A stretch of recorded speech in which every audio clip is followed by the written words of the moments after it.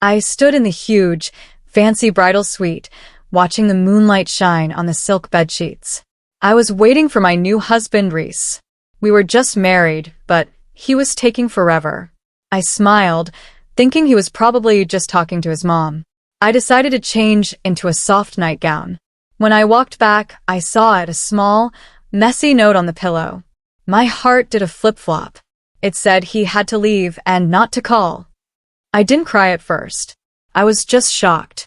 The shame hit me later when the hotel staff called to ask if I wanted breakfast for two. I felt so foolish. But as I stared at the floor, something shiny caught my eye. It was a tiny, green emerald pendant. I leaned closer to look. It wasn't mine, but I knew who it belonged to.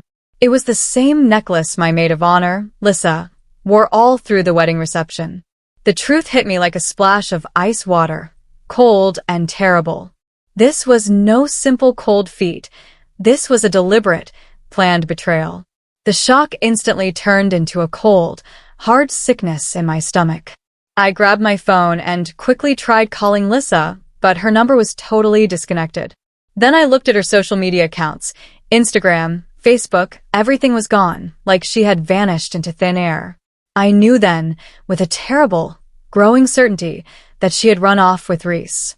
I raced downstairs and found my mother-in-law, Serafina, in the lobby, yelling into her phone about the wedding caterer. When I told her Reese left, she didn't look sad or surprised. She was just angry about the potential bad press. She barely looked at me and coldly hissed that I must have driven Reese away because I was probably too loud or too demanding. Her complete lack of care or concern for my pain hurt more than Reese's actual note. The fire of pure, righteous anger started to burn deep inside me, fueled by Serafina's immediate cruelty. I forced myself to be calm despite the swirling chaos. I needed a ticket home, fast, and I needed to figure out my next step. Reese and I had opened a joint savings account for our honeymoon and a down payment on a new car we planned to buy. I logged onto the bank website, my hands shaking badly as I typed in the password. The screen loaded, and I felt my breath hitch in my throat. The account balance was zero. Every single penny, all $50,000 that we had carefully saved, was gone. That was the exact moment I stopped being sad and started being absolutely furious. This was not a quick husband running away. This was a thief robbing me on the very day we got married. This was not a sudden decision. This was calculated financial fraud planned over a long time. Reese didn't just abandon me. He stole my entire future, and I knew I had to fight back. I decided right then that involving the local police wouldn't be fast enough. I needed a ghost. I called Yeruk, a private investigator I knew from my old job in the finance world. He was known for being very discreet and excellent at finding hidden secrets. I told him everything that happened, keeping my voice steady even though I felt like screaming. Yeruk got to work immediately, looking at the bank records and any travel details he could find. Soon, he called me back with the first piece of shocking news. He had traced a very large international cash withdrawal. He also found a new, prepaid phone that was registered very far away in the city of Ulaanbaatar, Mongolia. Mongolia. It seemed unbelievable, but the data was real. I looked up the city on my phone. It was so far away, a whole different world. But a cold surge of determination ran through me. I had a direction now and a target. I decided to use Serafina's arrogance against her. I went back and pretended to be very sad and broken, telling her I was booking a one-way trip to a quiet wellness retreat to quietly heal my broken heart far away from the scandal. She fell for the lie completely. She even handed me a thick envelope full of cash for emergency expenses, clearly happy to get rid of me quickly. The next day, I booked a flight, not to a retreat, but straight to Mongolia. While I was packing, Yeruk called. His contact, a PI in Ulaanbaatar, had already done some digging. Reese and Lisa were not hiding in some cheap motel. They were staying in a huge, expensive, remote villa. The most shocking twist? The villa and all the expenses were being paid for by a local shell company that was secretly owned by Serafina. My mother-in-law wasn't just complicit. She was the mastermind behind their escape. I didn't let the betrayal slow me down. I had to know the full truth about Lissa and Reese, especially now that I knew Serafina was involved. I called Yerrick, pressing him for every little detail on the timeline. Yerrick checked into their supposed business trips over the past year. He soon revealed that the affair was not some sudden, crazy mistake. It was a deeply planned plot that started 10 months prior, long before Reese had even bought me the engagement ring. They had been meeting almost every week, calling their dates things like client strategy sessions or wedding task meetings whenever I asked. The sickening part was that Lissa had only managed to secure her job at Reese's small company right after we publicly announced our engagement. She hadn't been hired for her skills. She was a spy sent to get closer to me, steal my trust, and keep me busy with wedding details while she helped Reese plan their getaway. My whole engagement, my joy, my belief in my best friend, it was all a massive, calculated lie to steal my future and my peace. Reese and Lissa had played me for an absolute fool, and that knowledge was all the fuel I needed to keep moving forward. Before leaving for Mongolia, I knew I needed more than just bank statements. I needed physical proof of their cold, long-term planning. I went back to our apartment to grab a few essential items. I started clearing out Reese's desk, ready to throw away everything that reminded me of him. Tucked away in the back, behind a stack of old magazines, I found a small, leather-bound photo album. My fingers trembled with a terrible mix of fear and excitement as I opened it. It wasn't pictures of Reese and me. It was pictures of Lissa and Reese vacationing in faraway, expensive places over the entire last year. They were hugging, laughing, and kissing on beautiful beaches and next to famous statues. The pictures showed Lissa wearing a rare, antique emerald pendant, the exact one I'd seen on the bridal suite floor. Reese had always told me he couldn't afford to buy me nice things like that. The album was clear proof of their premeditated cruelty. It wasn't just a sudden decision. It was a year-long, carefully documented plot to trick and humiliate me. I carefully put the album into my carry-on bag, feeling a fierce, cold resolve take hold of me. I had to make them pay for every single picture, every single lie.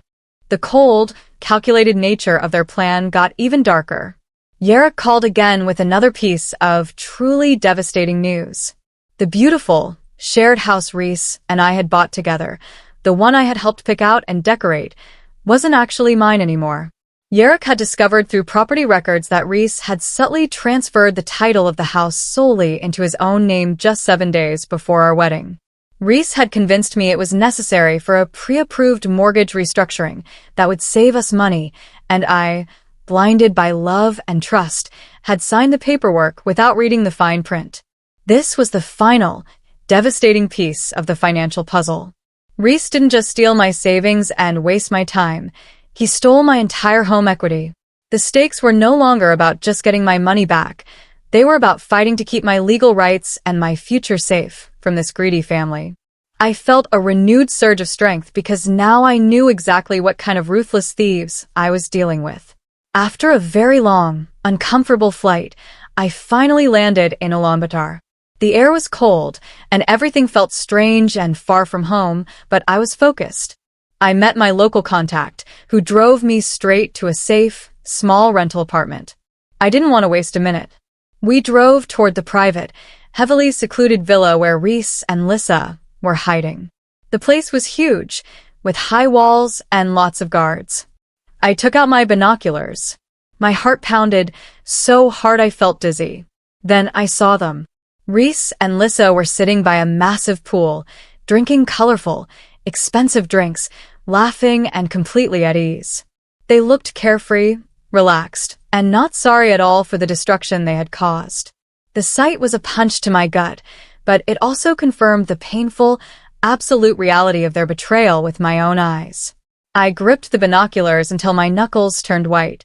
I was no longer fighting for my marriage. I was fighting for my dignity against two people who didn't care who they destroyed. The next morning, I wasted no time. I met with a smart, serious Mongolian lawyer named Ankna.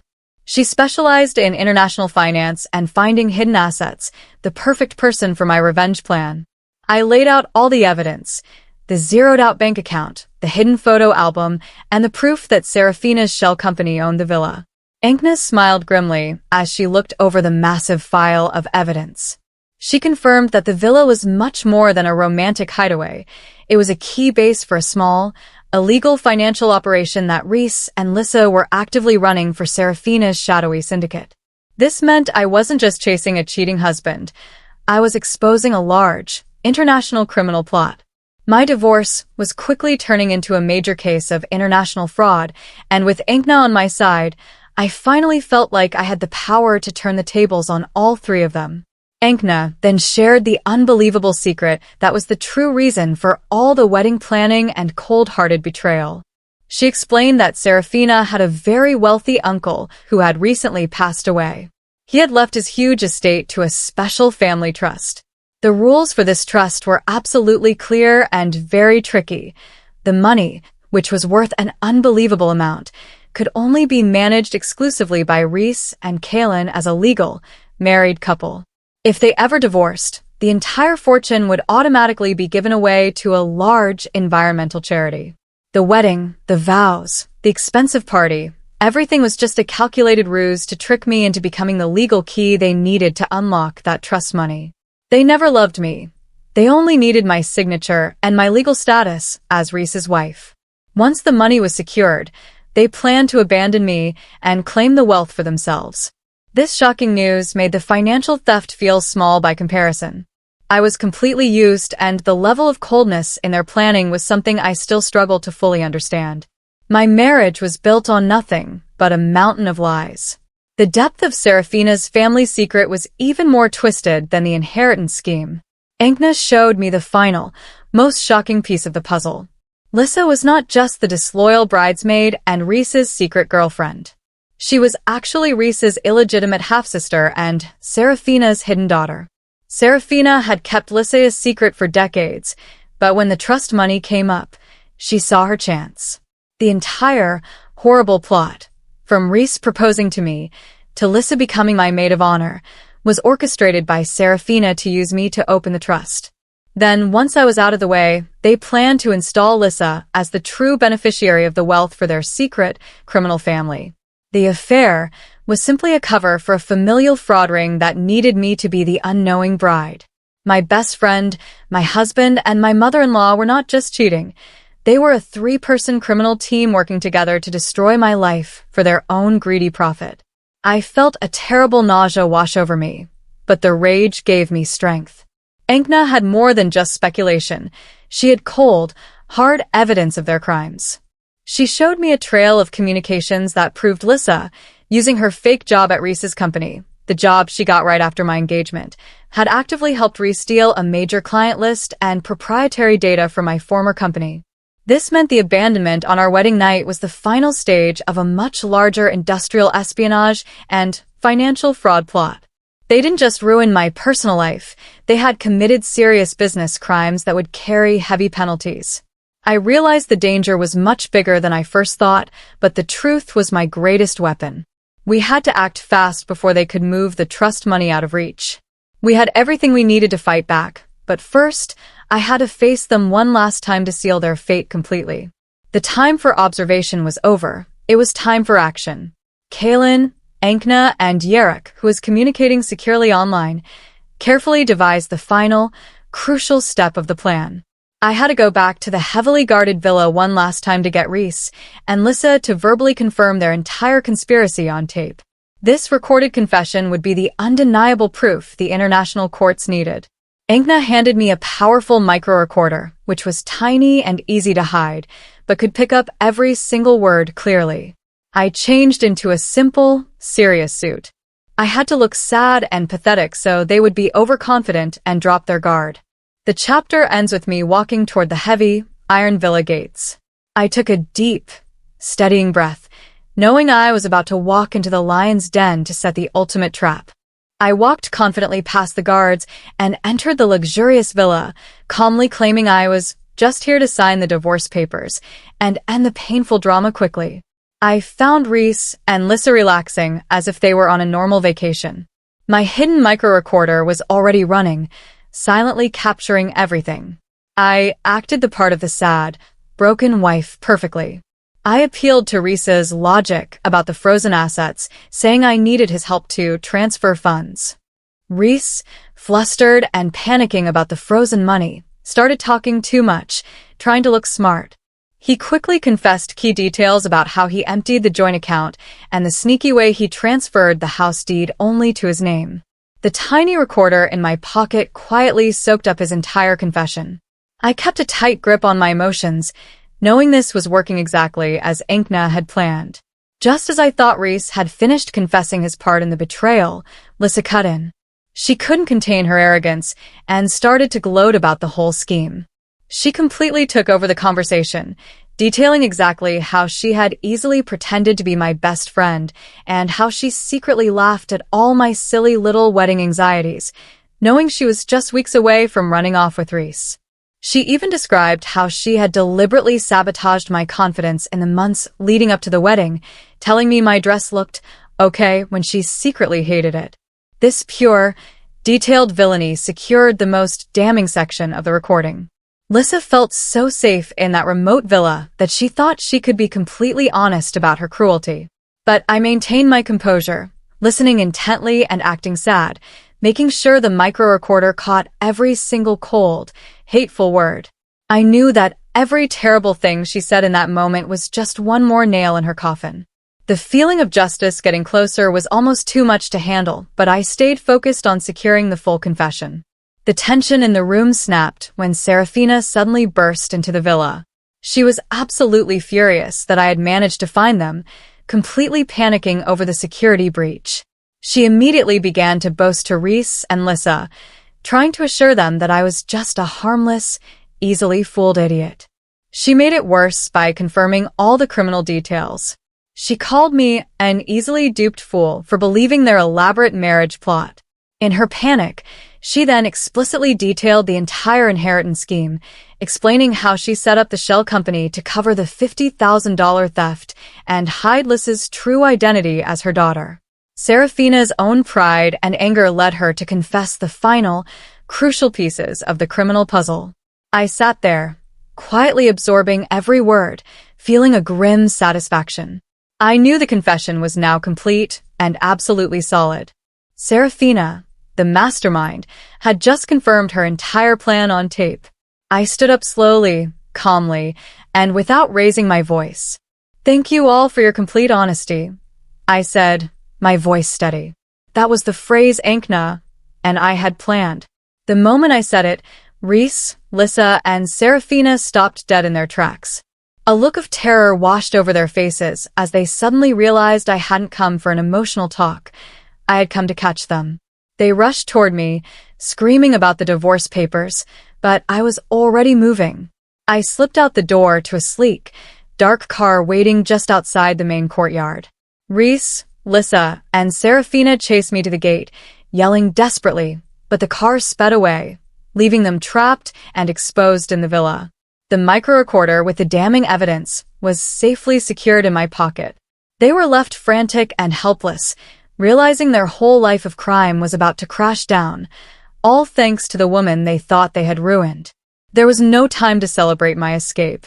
Enkna and Yarek immediately launched Phase 1 of the counterstrike, which we called Operation Clean Sweep. The audio confession, along with all the detailed financial evidence, was sent simultaneously to the International Financial Crime Authorities, the International Police, and the lawyer for the trust. Yarek made sure the information was delivered to every necessary agency in the quickest way possible. This was no longer just a private problem. It was a full-scale international legal battle against fraud, money laundering, and grand theft. My quiet determination had been transformed into an unstoppable legal force. I felt a huge surge of strength, knowing that the trap had snapped shut and their entire scheme, built on arrogance and lies, was about to completely fall apart. The immediate results of the counterstrike were stunning. Enkna called me to report that the evidence was so strong and presented so perfectly that the Mongolian financial police had immediately surrounded the villa. More importantly, all of Serafina's shell company assets, including the original $50,000 stolen from me, had been frozen. Reese, Lissa, and Serafina were now trapped, completely stripped of their wealth and facing serious international fraud charges in a foreign country. They had fled to the other side of the world seeking freedom and wealth, but instead, they found themselves completely cut off and about to be arrested. They lost everything they had planned to steal. I felt a huge wave of relief wash over me, knowing that the justice I had worked for was finally being served. My efforts to secure justice brought an unexpected and powerful ally to my side. I received a phone call from the trust's lawyer, the one managing the huge inheritance that Serafina's family had tried to steal. The lawyer was absolutely outraged by Serafina's bold and greedy scheme, calling it one of the most disgusting acts of fraud he had ever seen. He immediately offered Kaylin a substantial 8-figure settlement and all the firm's resources to pursue the criminals to the very end. The lawyer recognized that I wasn't the enemy. I was the key to securing the trust from the criminal hands of Reese and Serafina. This was a massive win. I was no longer fighting for just $50,000. I was suddenly a very wealthy woman, a partner in a major legal effort, and an influential force against the entire corrupt family.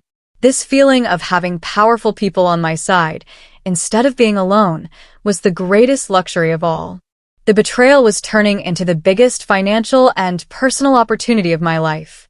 Yarrick called me with news about the house that brought a huge smile to my face. The legal evidence was so strong that the house deed transfer that Reese had forced me to sign was immediately reversed, and the property was legally back in my name. I had my home back. But the revenge didn't stop there. Yarrick explained that because of an international tax violation tied to Serafina's illegal shell company that paid for the villa, the house was being immediately seized by the government. This meant that even though I got my legal rights back, Reese and Serafina lost the property entirely. They wouldn't get a penny from the sale. I didn't want the house anymore, but knowing they lost the property they were so greedy about was the sweetest revenge. They lost everything they tried to steal from me, and Serafina lost her entire asset portfolio in the process. I had finally won the material and legal battle against them. I decided it was time for the final, public blow. I gave permission for my story, with all the shocking details of the criminal plot, the inheritance fraud, and the financial crimes, to be leaked anonymously to a major financial crimes blog. The story went absolutely viral across social media and the business world. Serafina's name, although not directly mentioned, was clearly linked to the scandal, and her reputation was destroyed. I achieved dignity in my anonymity, letting the public deliver the final, brutal judgment on the 3 criminals. The humiliation Serafina had feared on the wedding night was now a global scandal that would follow her and her family for life. I wasn't just safe, I was respected and known as the person who brought down a major fraud ring. The power of the truth was unstoppable, and the public's anger was my final shield. I was back in my home country, living in a stunning, secure apartment I bought with the first part of the settlement money. I was at peace and totally free. Then, late one night, I received a final, rambling, desperate email from Reese. He was begging me for mercy and asking for money to hire a lawyer to get him and his mother out of the international trouble they were in. I looked at the screen and saw a pathetic, broken man who had destroyed his entire life with his greed. I felt no sadness, no anger, only calm certainty. I didn't even read the whole thing, as his words meant nothing to me anymore. I simply hit the delete button. He was no longer a part of my life, and I had closed that door forever. I felt a tremendous release, knowing my emotional recovery was complete. I hosted a small, elegant dinner in my new apartment and invited Yarrick and Enkna, who flew in for the celebration. I announced my final, most powerful decision. I was using my settlement to start my own financial protection consultancy. It would be a firm dedicated to helping innocent people, especially women, safeguard their assets and financial lives from domestic fraud, betrayal, and greedy partners. The best revenge wasn't just taking their money, it was using my pain and my knowledge to prevent others from going through what I did.